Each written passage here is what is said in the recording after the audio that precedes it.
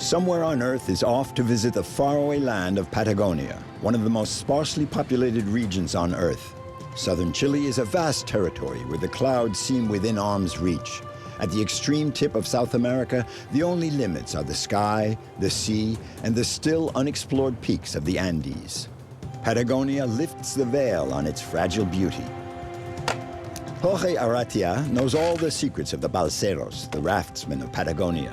In this remote valley, the lumberjacks harvest cypress wood and transport it down the Rio Baker to the sea. Philippe Reuter's childhood dream was to explore the wildest places of our planet. This enthusiastic mountaineer is a certified alpine guide and lives at the foot of the Andes' immense glaciers.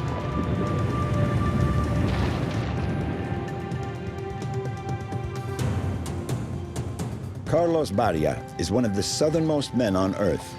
He fishes the icy water of the Beagle Channel. Carlos is a seaman, but also a cattleman. His ranch is situated at the ends of the Earth, very close to the mythical Cape Horn.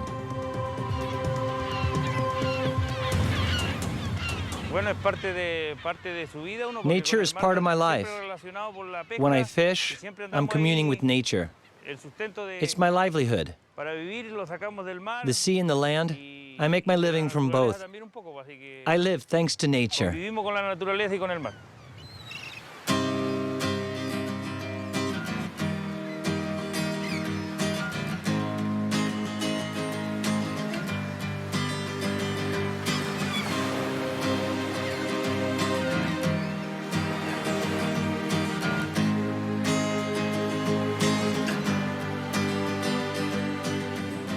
Here, at the ends of the Earth, live people who can resist anything.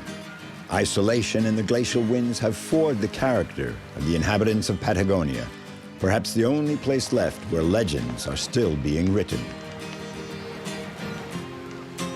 Carlos, a king crab fisherman and rancher, lives beyond the end of the Earth on the Beagle Channel. The mountains and the sea are a never-ending test of courage for him. Carlos possesses the integrity of seafarers and the force of landsmen.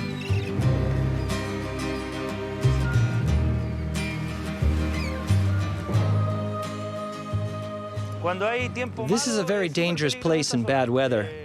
When the weather's like today, we don't go out fishing for centolla, the king crab. The sea's too rough for our boats. It gets very tricky.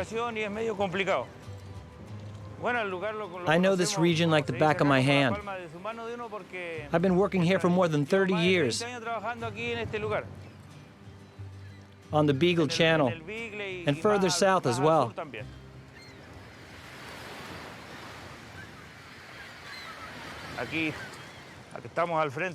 We're just across from the Tierra del Fuego. That's Argentina on the other side. The canal's split in two. One half's Argentine, the other half's Chilean. Sailing here, where two great oceans, the Atlantic and the Pacific, meet, means taking a trip back in time.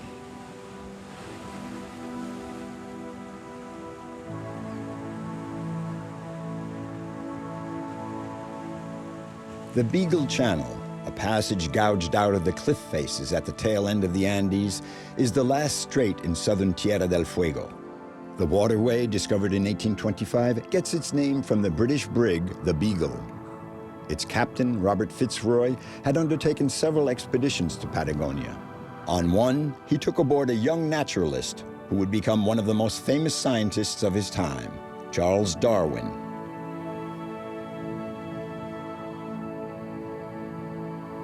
Ever since they were discovered by Magellan, the icy waters of Patagonia's channels have preserved traces of the great age of discovery. These shores are a huge maritime cemetery. This is both the beginning and end of the world, one of our planet's most inhospitable regions, this land of the high latitudes with its dreaded cape, the legendary Cape Horn, gateway to the vast South Pacific.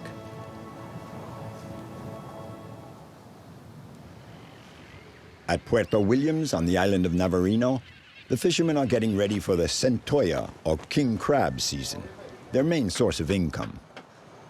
On board Carlos's boat, Rodrimar, things are going wrong. The reversing gear is broken. The only way to get it fixed is to take out the engine and ship it to Punta Arenas, where they'll be able to replace the part. I've got to hurry and get this engine onto the ferry boat.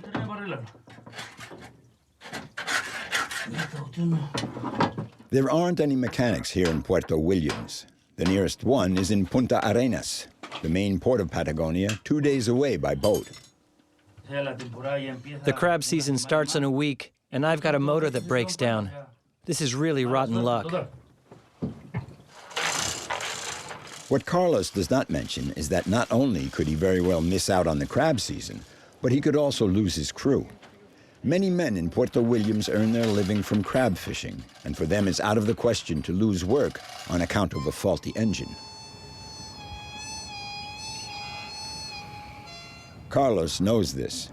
Not only is his fishing season imperiled, but he'll have to find a boat to take him to Douglas, where he has his ranch and a herd of cattle. Douglas is 7 hours away by boat. Life on the edge of the earth has its constraints. One needs to accept them.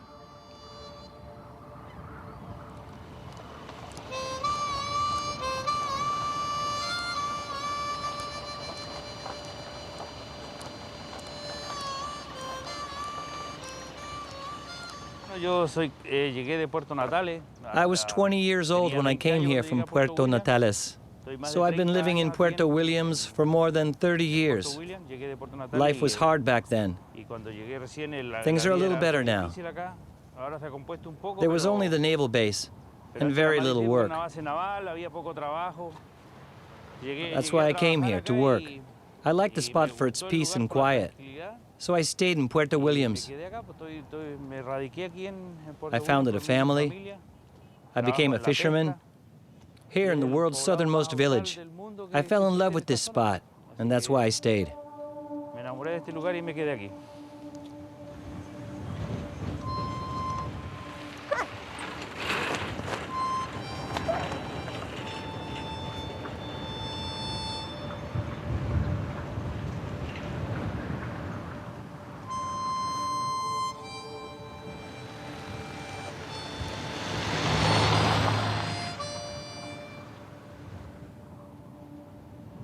Puerto Williams, on the shores of the Beagle Channel, is Chile's southernmost community. The village, located across from Argentina's Tierra del Fuego, is a former naval base. Now, the town has a population of just over 2,000, half of which are military personnel.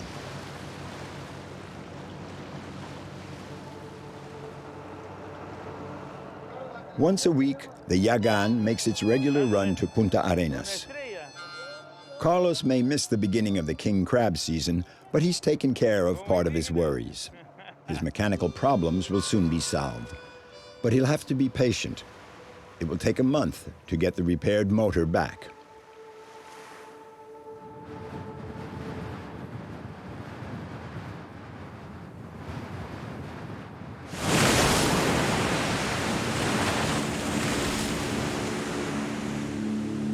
The southern storms swirl around the Antarctic. Patagonia is the first land that the west winds and the Pacific depressions encounter. Sailors call this part of the globe the roaring 40s and the furious 50s. Sailing conditions are some of the most extreme that navigators could ever encounter. Carlos is heading for Douglas, where he has his ranch way off the beaten track.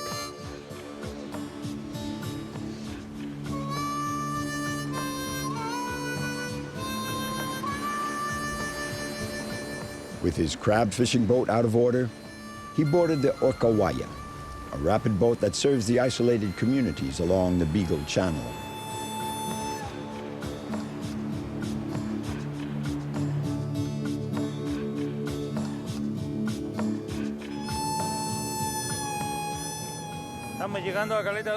We're coming into Douglas Bay.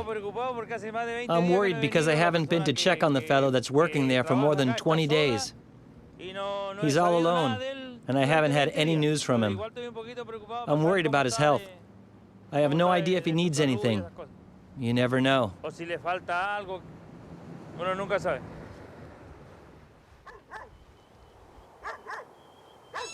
Douglas is an old Anglican mission that was abandoned in the early 20th century.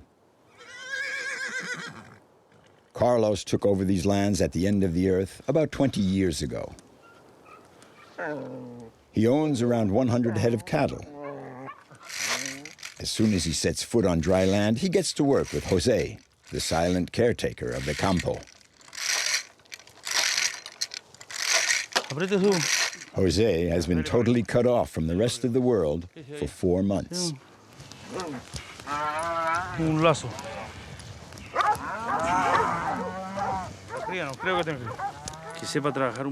You have to have someone who knows how to work, and even more important, who can stand the isolation.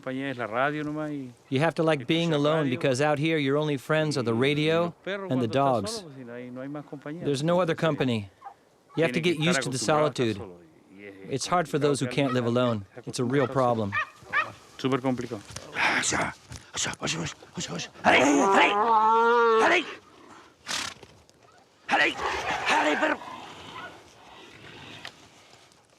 Suelta nomás. Here in the far south, Douglas is the only place between Williams and Cape Horn where you can buy meat. Most of the animals we slaughter, we sell to the fishermen. They come through here for the crab season, starting in February. The boats that sail down south all pass through here, and they buy their meat from me.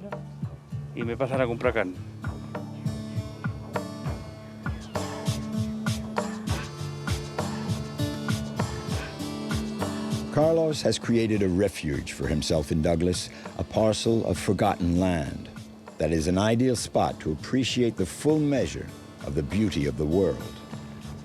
Carlos has left his worries behind him for the moment. There will always be time to get back out to sea.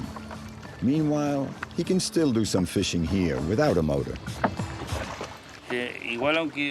Even though I had a problem with the motor and had to send it to Punta Arenas, I can still work and fish for crabs now that I'm here in Douglas. Ya no estamos parados, pues igual podemos hacer algo.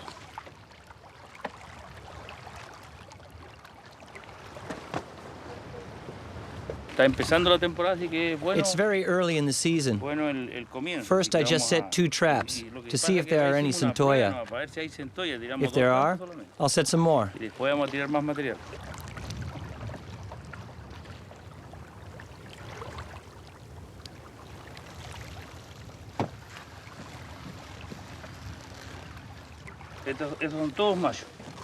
These are all males. We're not allowed to keep the females. If we catch any females, we have to throw them back. I'm lucky. I got all males, good-sized adults. They'll sell well.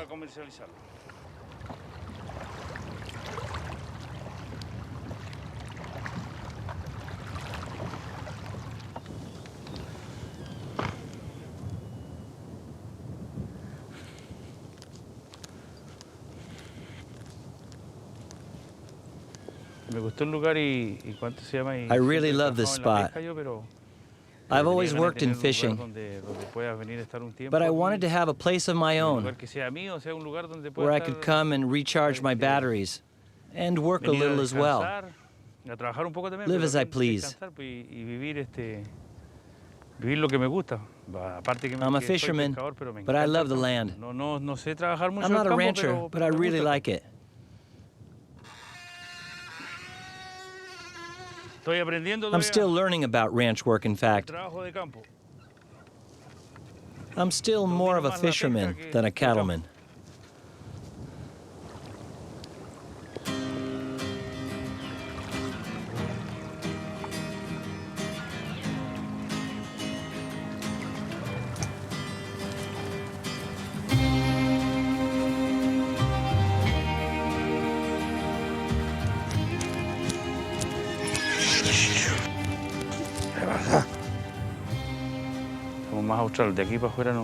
From here to the end of the land, there's nobody. Only people passing through, like fishermen. For the moment, it's completely uninhabited.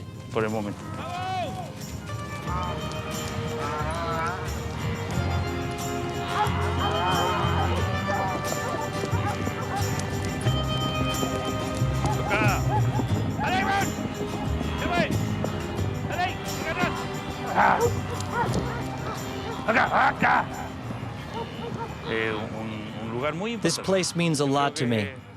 It has a very important place in my heart, right after my wife and children.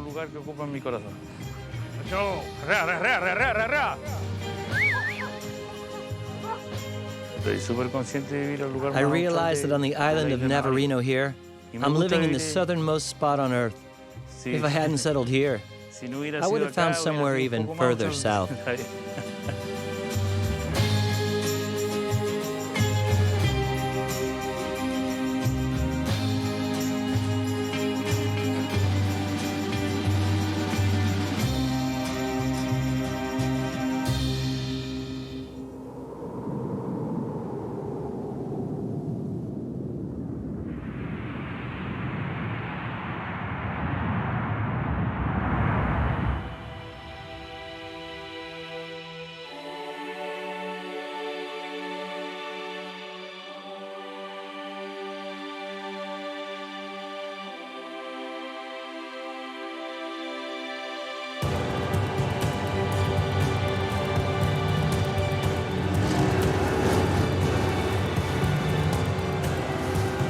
Philippe, an alpine guide eager for adventure, has a keen instinct for the extreme.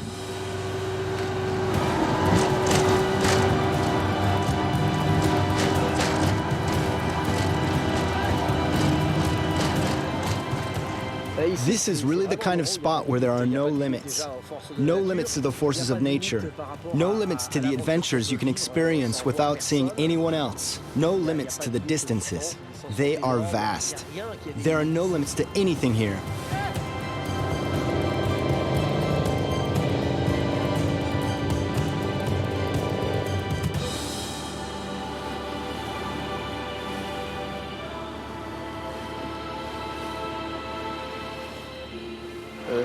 This is practically unexplored territory, with thousands of places where man has never set foot.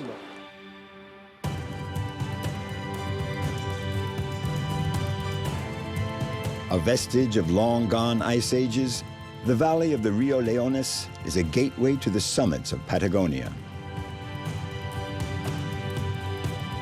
For almost 20 years now, Philippe has been opening trails for the climbing expeditions that he organizes. The Rio Leones is one of his itineraries, not the easiest, but it leads to the glaciers without passing by the sea and the Pacific Ocean. Now we have some work to do in the river. We're going to remove some stones that are a hazard when we go upstream by boat. There are two big stones that are a little tricky to get past when the river is low, so we're going to try to get them out. I hope the water won't be too high to work in today.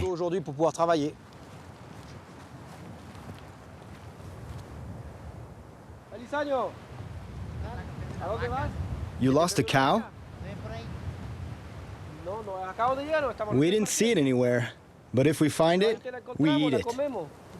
Después te la entrego en bandejita. ¿Te vale o no? Nos vemos. Que estés bien. Chao. Oye, ese perrito no es una oveja. Te equivocaste. Oye, Pato. Hey, Pato. Pretty good weather today, huh?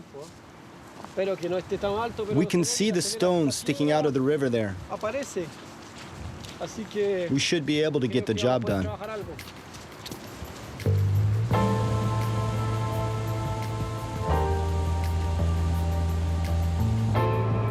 Every summer, Philippe has to negotiate with nature for a rite of passage on the Rio Leones. With puny means and the folly of those who dream of moving mountains, Philippe takes on this unusual job.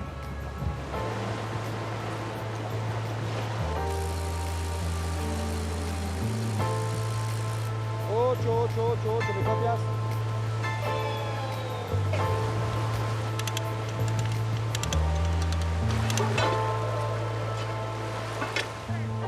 This is what I like about this work, creating, assembling, constructing. Today, I'm drudging this stone. I come so close to it every time I come by here. I think I'm going to wreck the boat and end up in the water. If we can get it out today, it'd be a great relief. One stone a day.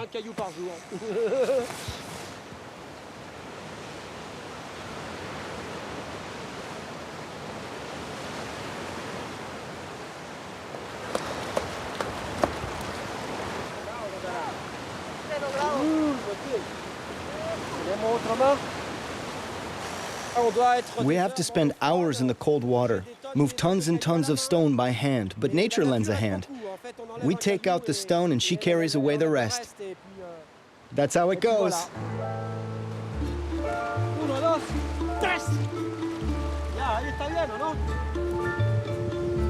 At last, the way to the summit is clear. It's summer in Patagonia, the best season for the Andinist, the mountaineers of the Andes.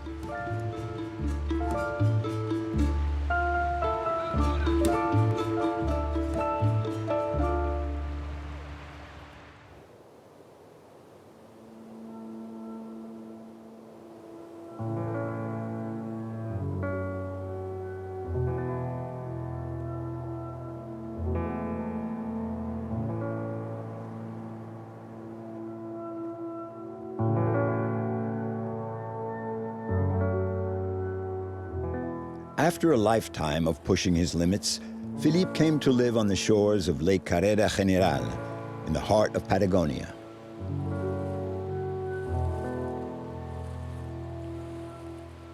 Philippe was born at the foot of the French Alps into a family of avid mountaineers. Then he spent a large part of his childhood in Santiago. Ever since, he has been following his dreams of peaks and pinnacles.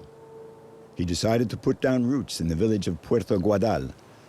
A veteran of Everest and extreme challenges, he is one of Chile's best climbers. I was raised in the great outdoors. My father was an alpine guide.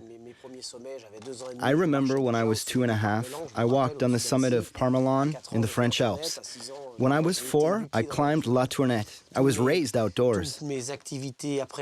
All my professional activities were connected with the outdoors and nature. Photographer, ski instructor, then alpine guide. Like many things, you catch the nature bug when you're little. And that's what happened with me.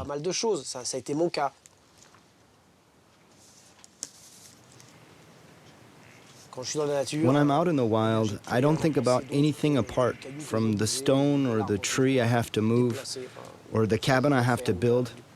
It's a way of doing yoga. It's my own brand of yoga. It's life reduced to its simplest expressions: eating, sleeping, walking. That's all there is to it. It really does me a world of good.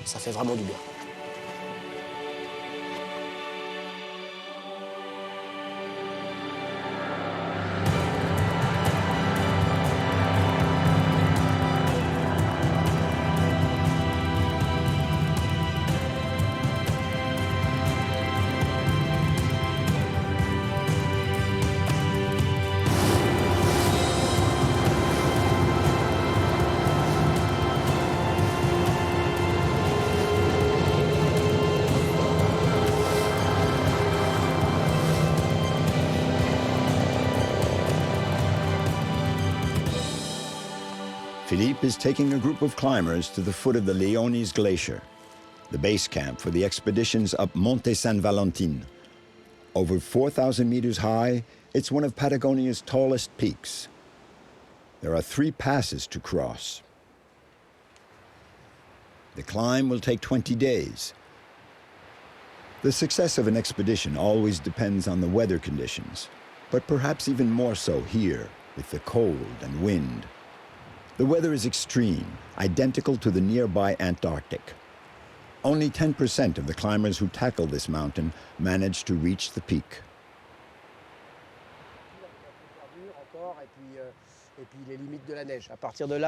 From here on, you'll be crossing glaciers, climbing rocks, clambering up a crest, and all your encampments will be on ice. The main problems are the distances and the climate. Know that you're in for a rough time. You're doomed to sleep in your tent during a storm that will last 1 or 2 days. So, if things go bad, you have to start rationing before it gets too late, so that the trip can leave your head full of breathtaking images. The rest is a human experience that you will live to the fullest. Mission accomplished for Philippe. His alpine guides will take charge of the mission from here on.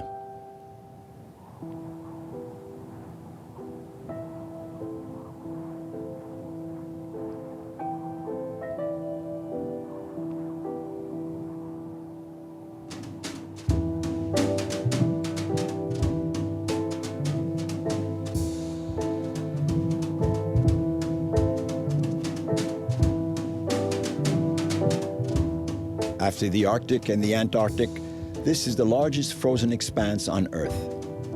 Patagonia is home to the world's third largest ice field.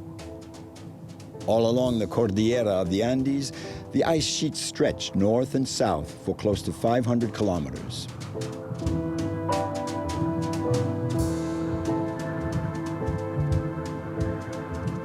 This is the realm of the Willowa, the cold, violent, and unpredictable wind that barrels down the mountain slopes at speeds up to 300 kilometers an hour.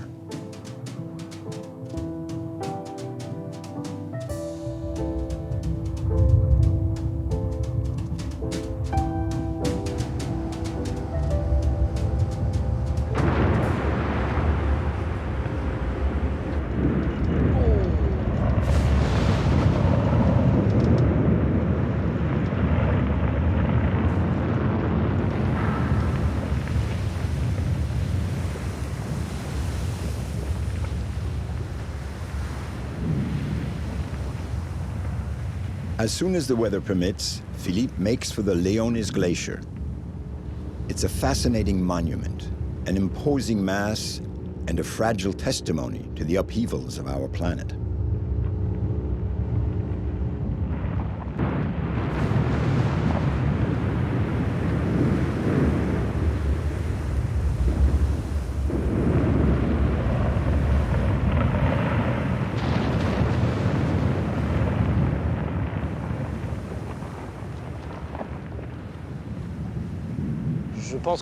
Well, it gives me a feeling of sadness. The chunk that dropped off today was very high. It gave the glacier its characteristic height. You can see another one that's falling. You can tell summer is here. It's really so typical. I know from experience, and the saddest part of this whole thing is that there's no going back. We'll never recover that. That's very old ice. There's not much precipitation in the region anymore. So the glacier really took a body blow today. And that's sad.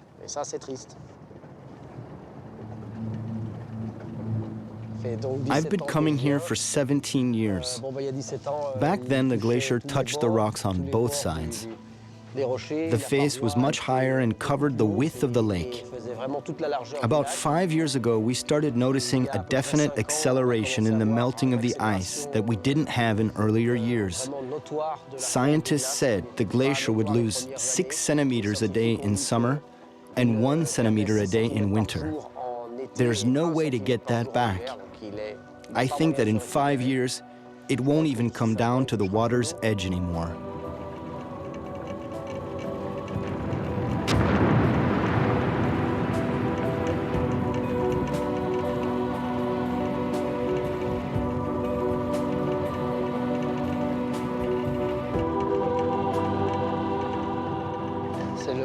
This is the pulse of the planet.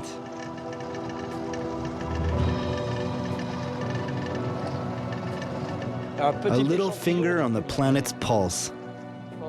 There are other spots where it beats stronger, but this is my own pulse.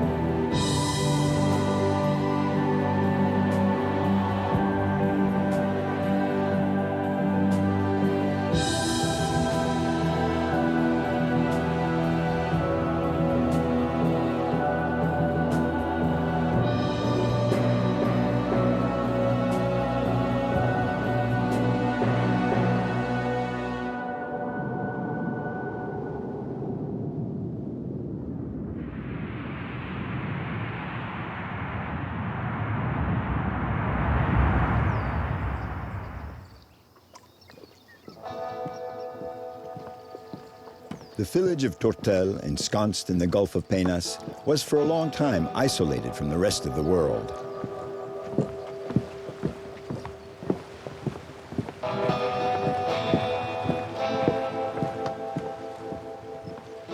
was not until the early 2000s that the arrival of Route 7, La Carretera Austral, broke the isolation of the inhabitants. Jorge was 14 when he came to Tortel. Like everyone else here, he became a lumberjack. Tortel saw the light of day thanks to cypress wood. The boardwalks are all made of wood, the local wood. Cypress wood has been Tortel's livelihood for years.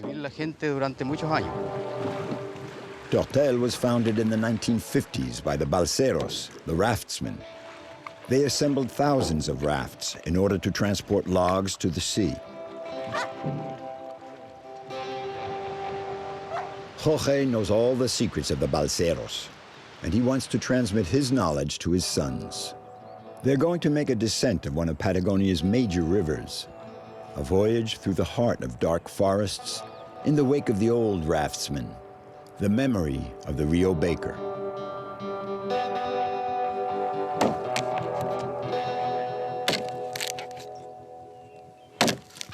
Thanks to the cypress trees, people have been able to settle in this valley. Now, Jorge is no longer allowed to log the greenwood, only the trunks burned in the tragic forest fires of the 1960s, which destroyed a part of Patagonia's virgin forest.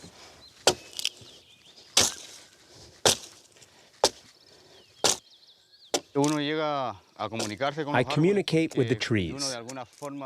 They also have a life of their own. In a certain way, we depend on them. They're a source of work for us. The trees give us everything we need. Cypress wood is very resistant to rain and humidity. You don't need to treat it for it to age well. It has a natural property. It is rot resistant. Unlike the other trees here, that's its #1 quality.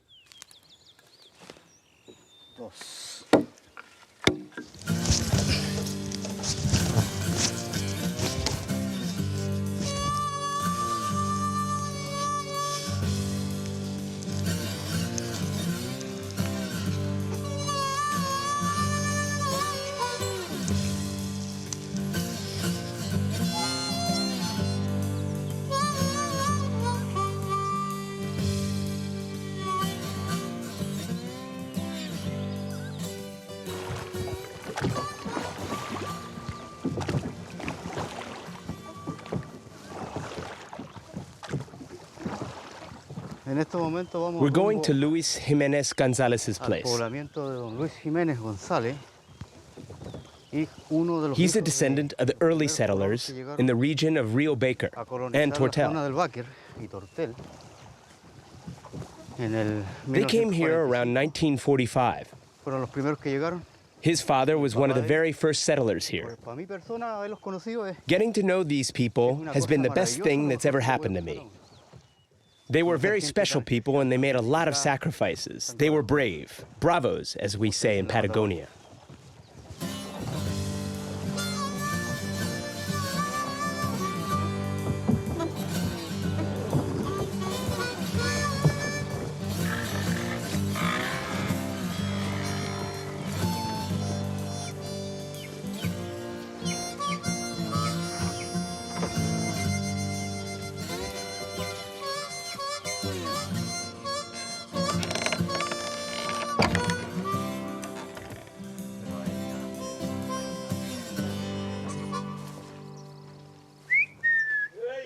Hola.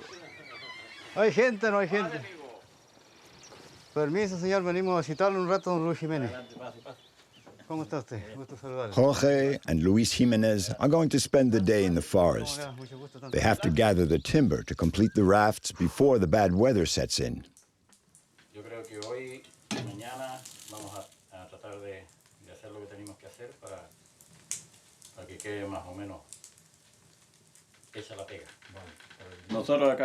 We've made huge sacrifices to make this land our own. A lot of sacrifices. And despite the progress, it's still hard, even now. We woodsmen, who've made this place our land, You know, we don't get much help from the government. Muy poca ayuda del Estado.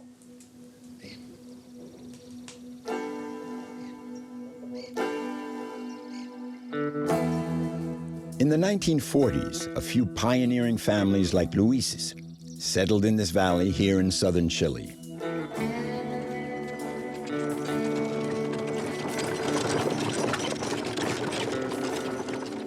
It was a handful of men and women who decided to colonize this untouched land far off the beaten track. The early settlers had nothing but their courage and a healthy dose of hope.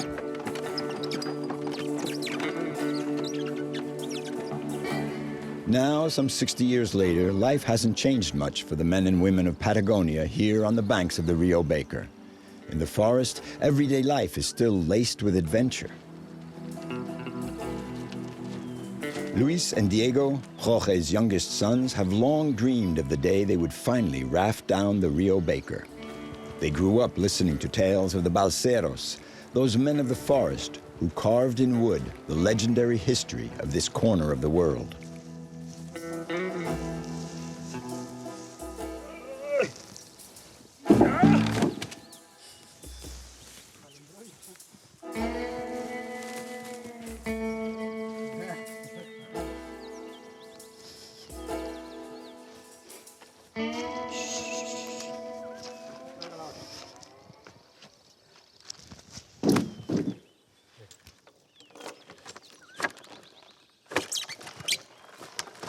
The valley, flanked by steep mountains, is difficult to access. There's no road, no machine can fray a path into this forest. Oxen are still the best way to haul the cypress wood.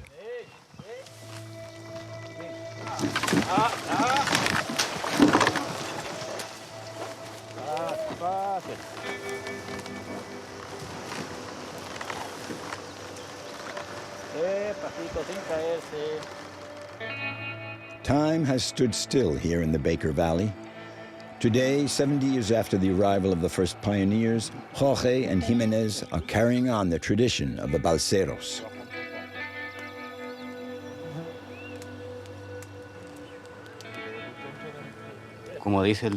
The saying goes, in Patagonia, he who hurries loses time. Everything is difficult here because of the great distances between one place and another, between one village and another. The job we're doing today is very tricky. They say, you must walk slowly over pebbles. That's another Patagonian saying.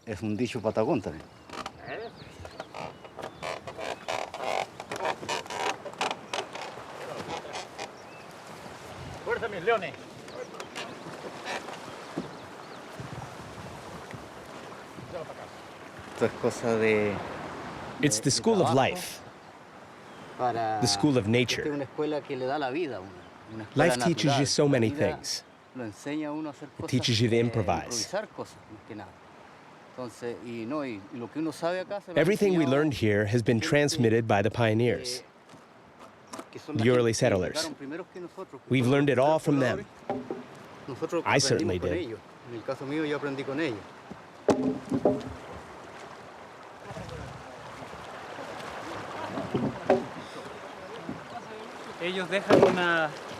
They have left us the heritage of the balseros, the art of log rafting.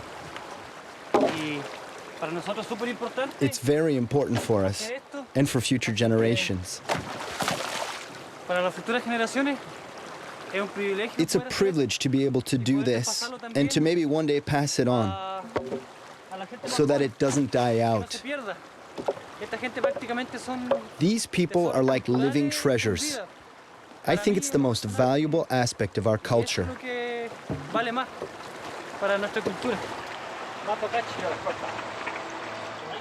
Jimenez, Jorge, and his sons have finished constructing 5 rafts. Now they'll take them down to the Rio Baker one by one to assemble them all into one large timber raft.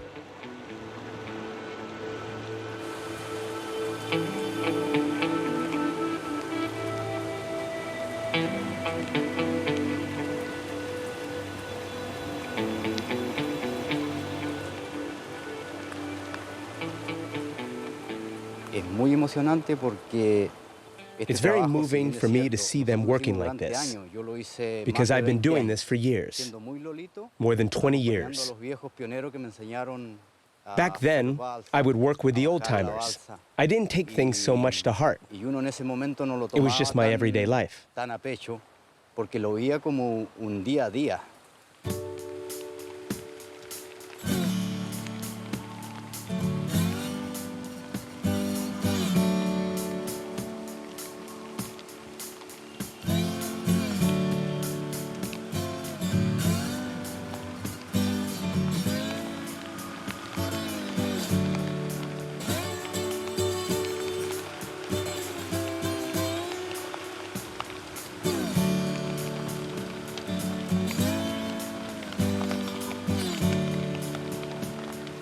Now there are more than 400 cypress logs assembled into one huge timber raft. It's a beautiful sight, but it's very dangerous. I've done this all my life, and I've never had a problem, thank God. It's not pleasant work, but it's God's will. This is how we make our living here.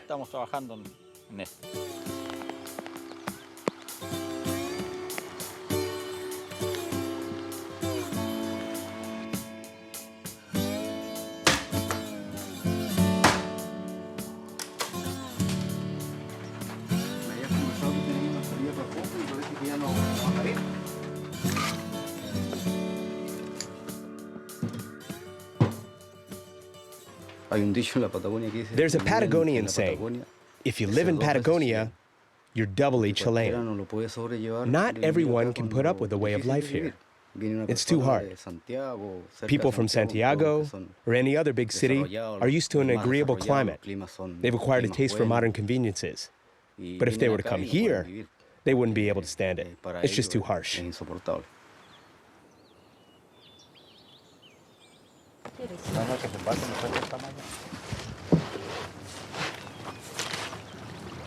This morning, the weather is perfect to tackle the descent of the Rio Baker and reach the northern region of Patagonia's channels.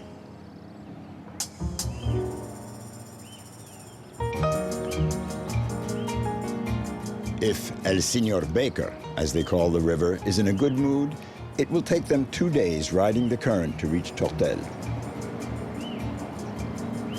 When the winter is harsh and the summer mild, the water level can rise quite suddenly.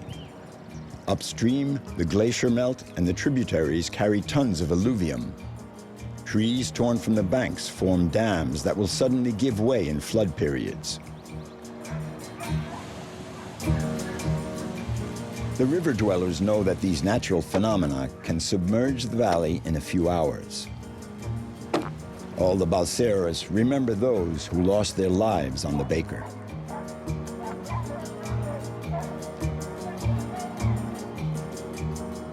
The balseros are at the mercy of the river and its whirlpools.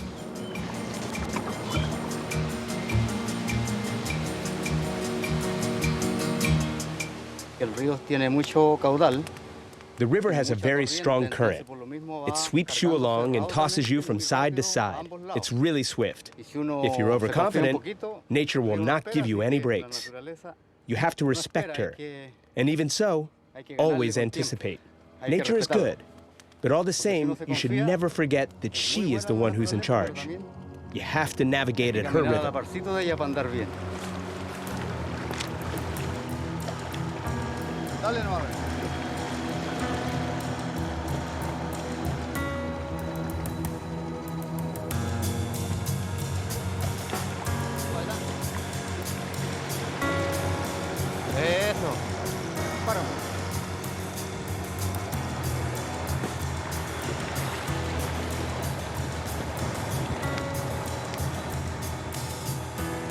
Ahí sí, Luis.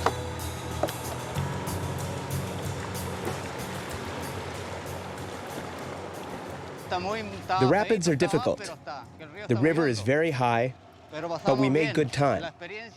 I'm speaking from experience. We have a lot of respect for El Señor Baker. Jorge is quite proud of his sons, and they're not about to forget their first descent of the Baker. Sharing a mate on the river, out in the wild. A lot of folks from the city, even if it is the most beautiful and posh city in the world, would envy this pleasure. Here, we're breathing good, pure air. We're together as a family. This is one of life's greatest riches. Quisiera escuchar el rumor de las olas, volver a sentir las palabras blancas acariciando mi rostro. En el atardecer quisiera escuchar la última canción de los caracoles escondidos en las rocas, melodía nacarada. ¿Dónde está el rey del castillo de arena? Amor de mi vida, tengo la sangre fría. The men and women of Patagonia possess a good number of qualities. They are able to overcome difficult situations, to live in isolated areas, wild, untamed regions where the smallest job requires a great effort. All that is a vast treasure.